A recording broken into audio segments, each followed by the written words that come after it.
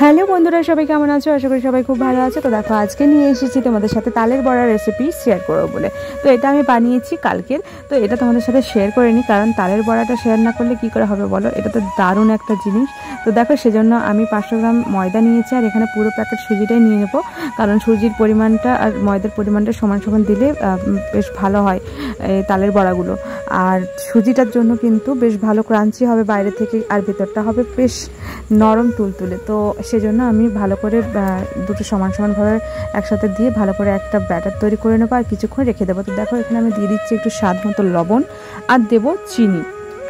তালটা মিষ্টিই ছিল, তাও একটু চিনি দিলাম, কারণ পিঠে জাতীয় জিনিসে চিনি না দিলে কি হয়? হ্যাঁ, তার মধ্যে ঝাল পিঠেতে সেটা বাদ দাও। তো যাই হোক, এখান থেকে আমি কিন্তু একটা ব্যাটার তৈরি করে নিয়েছি, আর ব্যাটারটা এরকমভাবে তৈরি করেছি।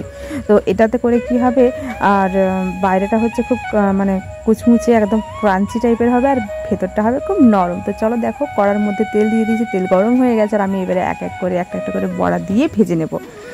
তো এই তালের বড়া খেতে তো আমার খুব ভালো লাগে, আর আমি মানে এই বছর অনেকবার বানিয়েছি। তো যাই হোক, আমি এবারে একটা বানানো তোমাদের সাথে শেয়ার করলাম। তো দেখো, কড়ার মধ্যে আমি একদম হালকা আঁচ দিয়ে ভেজে নিচ্ছি, কারণ হালকা আঁচেই সবসময় এটা ভাজতে হয়, যেহেতু তালের জিনিস একটু চুয়ে পড়ে গেলেও তেতো টাইপের লাগবে। আর হচ্ছে বেশি আঁচে দিলে কি হবে, ভেতরটা কাঁচাই রয়ে যাবে, আর বাইরেটা হয়ে যাবে মানে লাল। তো যাই হোক, দেখো হয়ে গেছে, রেডি। আমি কড়ার মধ্যে তুলে নিয়েছি কড়া থেকে, আর এইদিকে দেখো এতগুলো ভেজেছি, আমি আরও অনেকগুলো ভেজেছিলাম। তো যাই হোক, এখানে আমি শুধুমাত্র তোমাদের সাথে থালায় একটুখানি নিয়ে শেয়ার করছি। তো দেখো, আমার বড়াগুলো কিন্তু একদম পারফেক্ট হয়েছিল।